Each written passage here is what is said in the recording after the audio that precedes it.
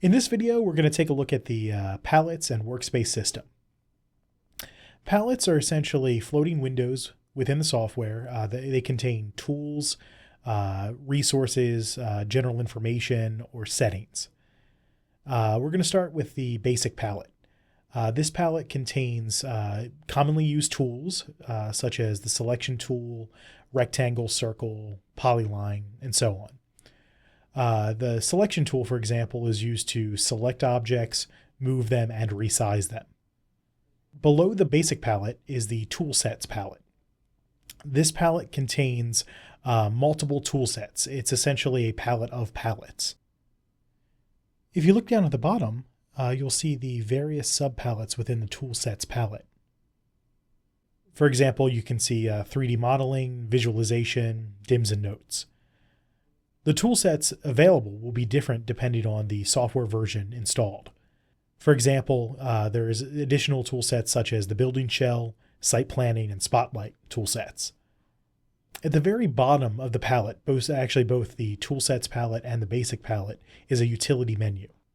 This menu allows you to control visibility settings for the palette and tool display settings. Now let's go over and take a look at the object info palette. This is arguably the most important palette in the software. As you can see at the top, there are 3 tabs. You have Shape, Data, and Render.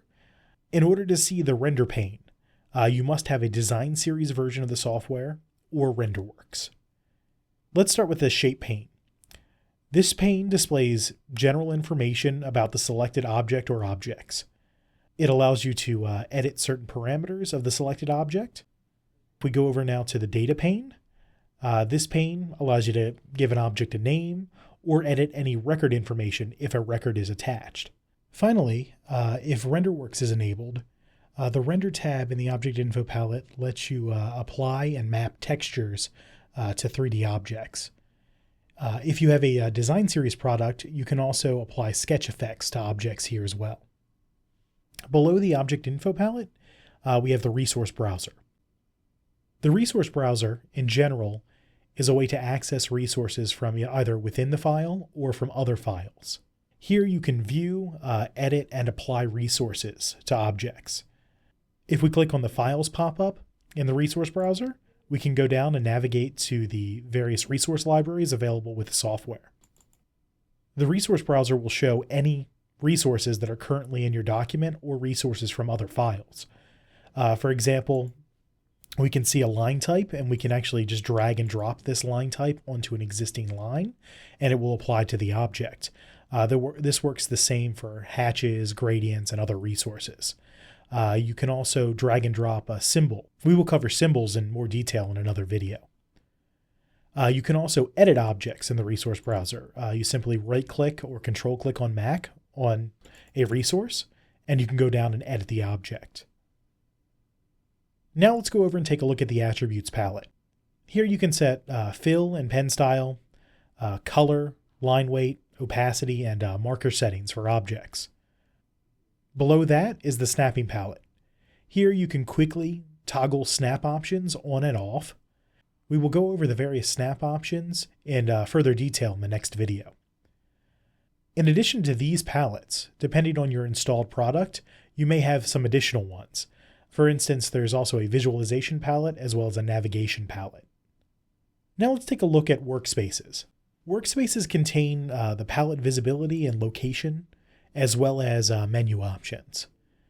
Depending on the installed version of the software, you may have several default workspaces available, such as Fundamentals, Architect, Landmark, or Spotlight. These workspaces are editable, or you can even create a custom workspace using the Workspace Editor. To access the Workspace Editor, just go to Tools, Workspaces, and then click on Workspaces. In addition to the visibility settings for your palettes, Workspaces also contain other customizable settings. For instance, you can reorder tools within a tool palette, or you can even remove or add additional tools to a palette. As well as even creating a brand new palette with a combination of any tools you would like. Also, the workspace contains your menus in the menu bar. You can reorder, remove, add the menus themselves, or even the commands within those menus. Workspaces also store any saved customized keyboard shortcuts for tools or menu commands. Coming up in our next video, we're going to go over the basic interaction with the software, as well as how to use tools and the snapping system.